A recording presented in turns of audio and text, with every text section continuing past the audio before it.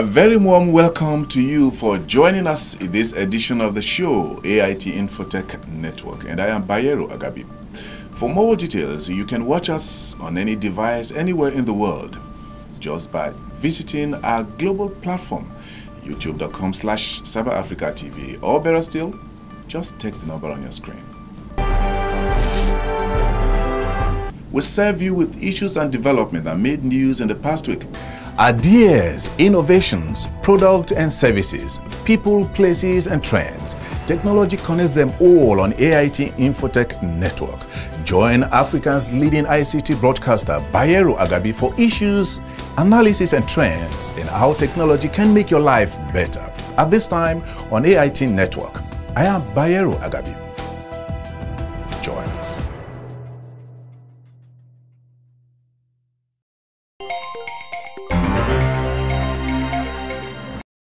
Software Testing Center is meant to test software design to provide solutions to businesses and confirm what they are doing with the design. This is exactly the feat that the federal government of Nigeria achieved through the National Information-Technology Agency, commissioned by its Director General, Peter Jack.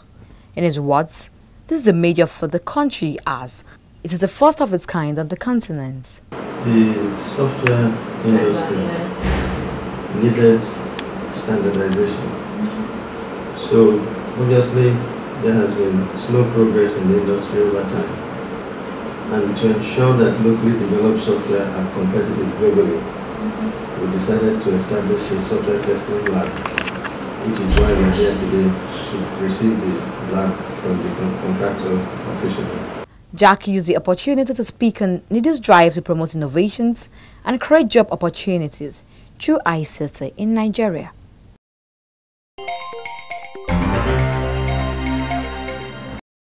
With security apparatus to President Muhammadu Buhari's administration, the Nigerian Communications Commission has further expressed its commitment to ensuring a more secure telecommunications sector.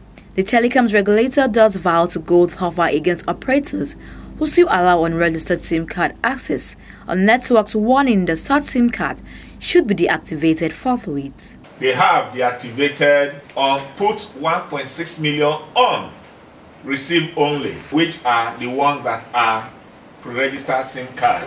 That is, details, it is not making economic activity. According to the NCC, after its recent monitoring exercise to ensure level of each network compliance, it was noted that though the operators seem to be partially committed to the exercise, however, EFOSA reviewed the various levels of operators' assessment to compliance. The report shows that MTN has the highest number of pre-registered SIM cards of 18.6 million numbers for revalidation, while Airtel has a defaulters of 7.49 million, just as Glo recorded 3.5 million, and finally, Etisalat has 3.3 million bad among 10.46 million. 18.6 million numbers to MTN for revalidation so that they can get the details corrected. We sent 7.4 million, 49 million to Airtel. We sent 2.323 million to Glo, and we sent 10.46 million to EMTS, that's a T-Salad. They were supposed to look at those data. Sometimes those data may overlap because there may be someone whose data was submitted, fingerprint failure, facial image failure.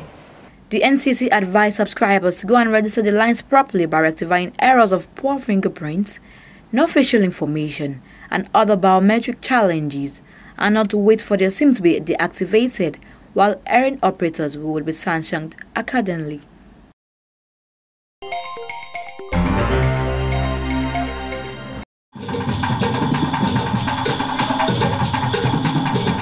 The General Manager, Naples Post Venture, says given the important role of the capital market in economic and social development of Nigeria, Bulk Post will ensure better efficiency to address the decline in capital market mail delivery. It was not an issue of increasing the revenue, but it was because customers were complaining of the handling of the CD because they move long distance. Most times customers will have this CD and not in very good form. Some crack, they cannot realize, cannot benefit from it. The Bulk Post Venture an arm of the Nigerian Postal Service, NIPOS, also took advantage of its 2050 Customers Forum to bid farewell to the outgoing Postmaster General, Malam Ibrahim Mori Baba.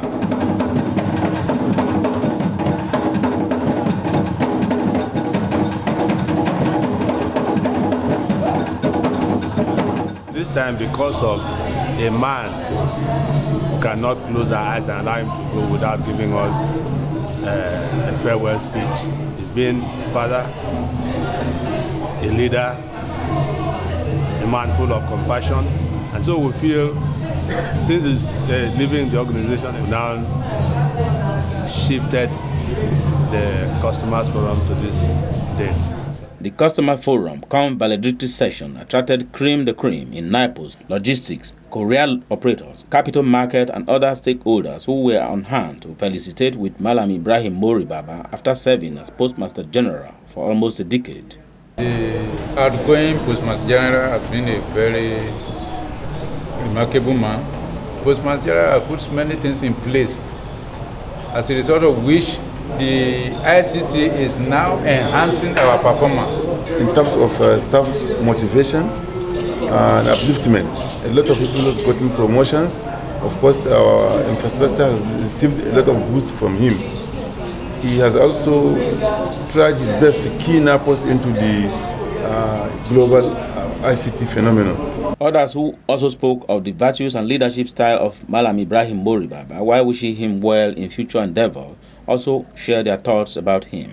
For a man that has been given the privilege to be at the head of affairs of NIPOS for over 9 years, there is no way any NIPOS star will say he has not touched his life positively. His influence on me is awesome. He had taught me to be patient. His patience attitude is infectious. He's such a one who is so committed, who is passionate about the industry, who wants the best to be done in the courier industry. Under Ibrahim Mori Baba, and since I came on board, we've had a very smooth industrial relation. We've not had any problem because he's accessible, he's open. The outgoing PMG said that in spite of the challenges faced by the industry, NIPOS, under his leadership, kept faith with innovation with the aim of being at par with the postal sector demands in contemporary society. It's been a very big challenge because most of the things we've been planning year in, year out, but have not actually been able to actualize them because of the paucity of funds. It doesn't have to be exclusively the fault of government, but it has also to do with the general budget thinking, collaboration with some of our sister agencies to ensure that connectivity is to the level of about 80–90%.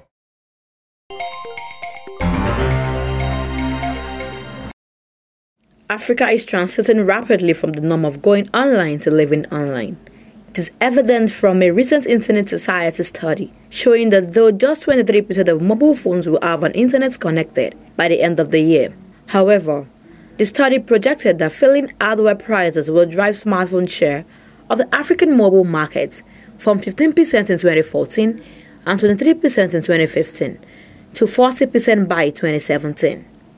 Given this scenario, technology giants has targeted Android One at OEMs, original equipment manufacturers that make phones from emerging markets, to reach its goal of improved internet access by bringing Android to 5 billion people in a move to embrace the developing world.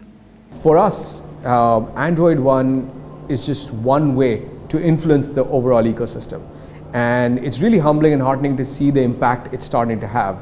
And in many other countries where we launched Android One with a few partners and we brought updates to users, we found partners who were not part of the Android One program also start to offer that. So in many ways, the impact that Android One can have is much bigger than just the number of devices that are part of the Android One program. We wanted to have an overall impact on the whole Android ecosystem because that's how we're going to make phones and smartphones much better for everyone. As Nigerians embrace the digital revolution with improved internet access via smartphones, the effect indeed on Nigerians is that of better lifestyle and quality of life from businesses to education, health, e-commerce, entrepreneurship, with a careful fusion of local content interest in services.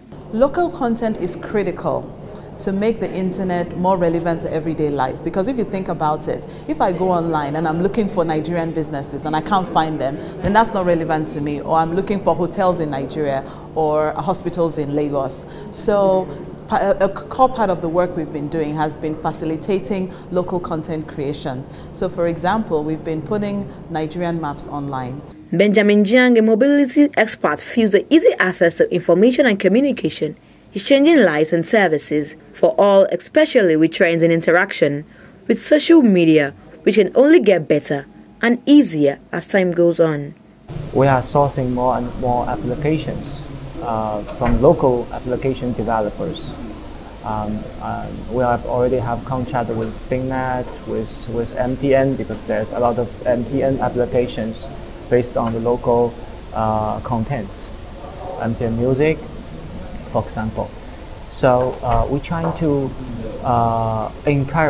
we're trying to find out a channel that to encourage local developers, artists, to have a way to express themselves. With an increasing rate of internet adoption in Nigeria, it is estimated that 10.2 million Nigerians were connected to the internet in 2014.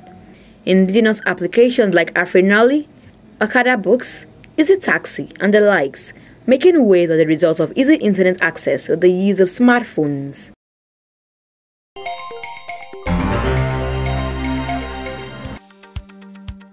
The Electoral Commission in Uganda has created an online platform in an attempt to help registered voters easily check and confirm their registration status. Election Commission Chairman Badru Kingudu said the online platform is an addition to the traditional physical display exercise.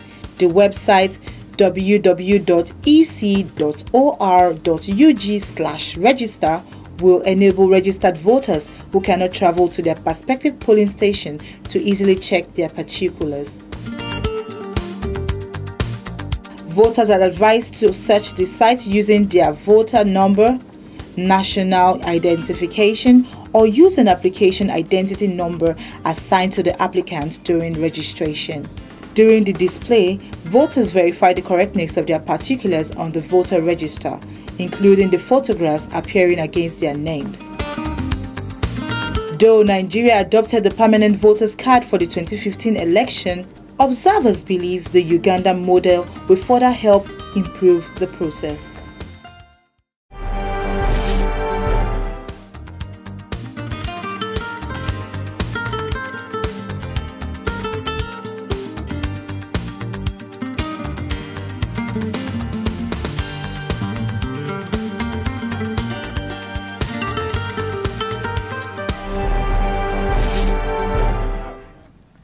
Welcome to the segment, Cyber Updates, on Africa's leading ICT program on television, and I am Eyabo Ajayi. This week, we'll link you up with social media with football and delve into a man-pseudo animal kingdom. First, we'll start with the most glamorous football league in the world, often described as a beautiful game for its flair, excitement, and fans' passion. The popularity of football among other sports has seen fans always find them following their favorite teams on social media platforms like Facebook, Twitter, and Instagram, and the likes. With the kickoff of the English Premier League this month, Arsene Wenger's team Arsenal seems to have emerged as the winner of the new EPL season, even before its formal kickoff. You wonder how? Here will bring you the top 5 most followed English Premier League clubs on Twitter. We start with Everton Club. Everton is number 5 on the list of most followed EPL clubs on Twitter, with 601,000 followers on Twitter. The Merseyside club's recent form and affinity with neighbours, Liverpool, might be responsible for the increase in Twitter followership. Manuel Pellegrini's Manchester City is number 4, with 2.6 million followers on Twitter. The LA League leaders are gradually replicating the league's status on social media. Everton's Merseyside neighbour, Liverpool FC, is number 3 on the list, with 4.66 million followers. The Reds still managed to stay on the top 5 in spite of their lackluster performance in the league in recent times. Chelsea is the second most followed team with 5.94 million Twitter users subscribing to their posts. The defending champions recent bad starts to their league campaign, coupled with coach Jose Mourinho's rift with team Dr. Eva Carriano, is certainly not affecting the team's social media followership. According to the recent survey by Sky Sports, Arsenal FC are the most followed Premier League club on Twitter. The back-to-back English FA Cup and Community Shield champions have 6.1 million Twitter followers, more than any other football club in England. For Arsenal fans out there, you can celebrate with your 12 as EPL Twitter champions for now.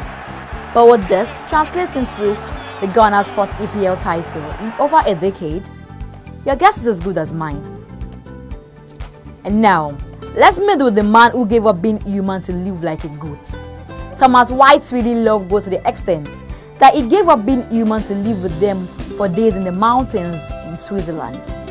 Thomas was able to convince a goat farmer to allow him to spend 3 days as part of a goat herd in Switzerland just to investigate their behaviors. He used special prophetic limbs to enable him move around on 4 legs easily and considered having a fake stomach fitted to let him eat grass just like his 4-legged friends. Thomas said, "My goal was to take a holiday from the pain and worry of being a self-conscious being, able to regret the past and worry about the future." He is a British conceptual designer, interested in how humans use technology to fulfill their desires. He says heading down the mountains was terrifying, but that was what he wanted. And he also wrote a book called Goatsman. He says how I took a holiday from being human. Some people are just too adventurous because it's funny. As well as we all feel stressed at some point, would you rather live on the mountains, I don't know, with goats? Well, that'll be all for this week on Cyber Updates on your leading ICT program on television, AIT Infotech Network. Thank you for staying with us and see you next time. Yabo Ajay. Bye-bye.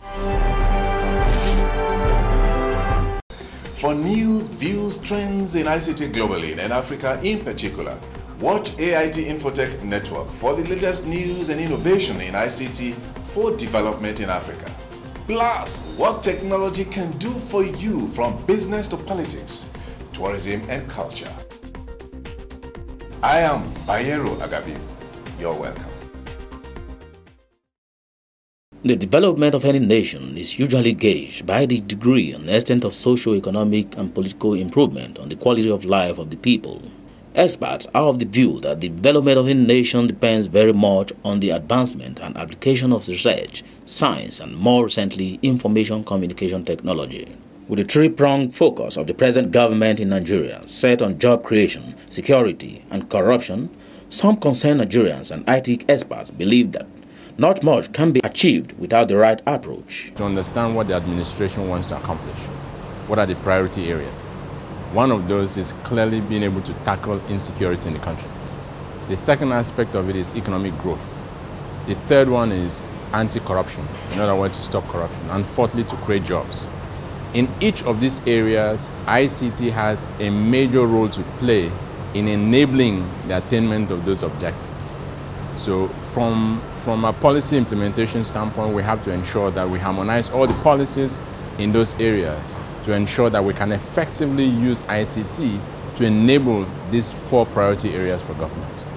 With the growing influence of technological innovations and the use of ICT in every sphere of our human lives, observers opine that if Nigeria is to build on self-reliant and knowledge-driven society, more attention has to be paid to ICT. ICT is the biggest platform, the largest single platform, that employs people globally. And I want to be proven wrong. And that is the only platform where the son of a poor man could become a global billionaire. It's between him and God and his effort. Speaking further, our guest on the show, Mr. Chris Waje, throws more light on the need for ICT for inclusive national development in Nigeria. Thanks for being with us. For details on this show, please log on to aitinfotechnetwork.com, or better still, you can email Bayero at aitinfotechnetwork.com, or better still, follow us on Twitter at InfotechN. And now to our guest of the week.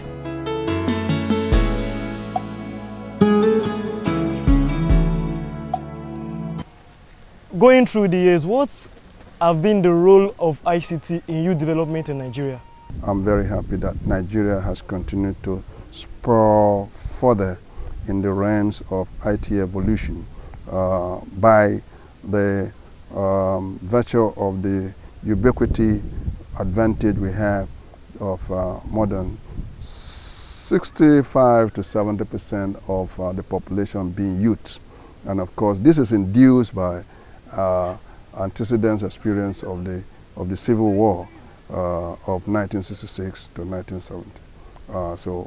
Those who fought that war, just like we have in Second World War, the re-emergence or renaissance of the post-war effect is now what has enabled the youthful population to sprawl. And that resides a lot of advantage that we are not yet tapping to its fullest.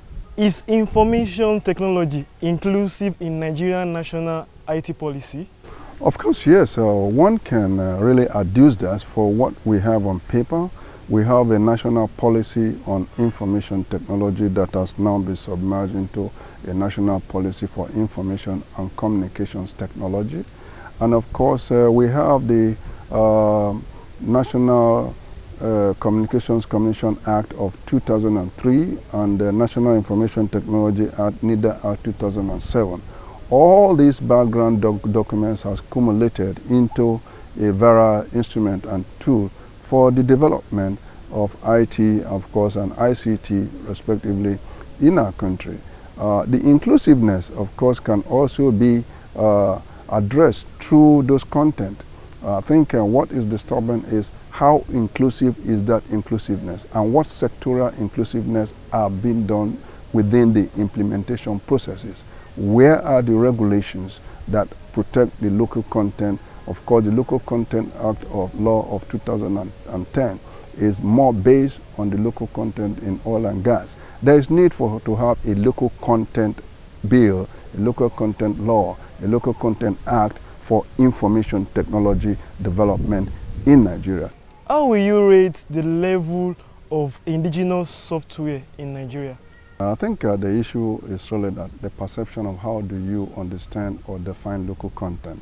Local content for us within the realm or ecosystem of software in Nigeria or Nigerian software or indigenous software that of course responds to global standards is that intellectual property and content delivery of product and services does not require transfer of foreign exchange outside Nigeria.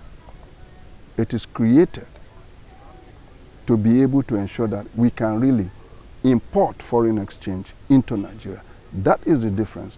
Currently, what is happening is that we are draining our foreign exchange through some foreign softwares, and when I say foreign software, application software to be precise, we are not talking about operating system, we are not talking about databases, we are not talking about utilities, but we are talking about application software that Nigerians have the competence and the skill to be able to develop and to support and to service. Finally, what are your roadmap for the government of Nigeria in terms of ICT development? I want to believe that over time we have done a lot to ensure that the government can be part of the process. And I tell you what, e-government, what they call the G2G, government to government, is a process that must be adhered to so that electronic flow of data, of decision making and water can be protected within the governance. So the old files related to that are archived should really be reawakened into the digital realm. And then the new layers can be put in where you can build a sort of a government cloud where big data can be mined for a purpose of Nigeria, where some of those non-strategic can be released for business, can be released for citizens, can be released for bilateral relationship. So the roadmap for government on ICT is one, government need to establish a 100 billion litmus package for the IT industry in Nigeria, else they will not be able to compete with the rest of the world. Why do I say this? I say this because the average employment in our ICT industry is about, say, 35 to 50 workers. Whereas in other countries, the average is about 3,000. So it means that we are at a gross disadvantage in competing on what they call the way to market, the road to market, the go-to-market strategy. You cannot meet because of the supersonic speed of the evolution and the revolution in this digital realm. So you need to build up and chop up your capacity to make sure that you can have at least a minimum, when I say a minimum of about 150 workers or staff IT company in Nigeria as a minimum. And that is the show for the week. If you have any comments or suggestions, please send them to bayero@aitinfotechnetwork.com, or better still, text the number on your screen. Until then, I remain yours sincerely, Bayero Agabi. Peace.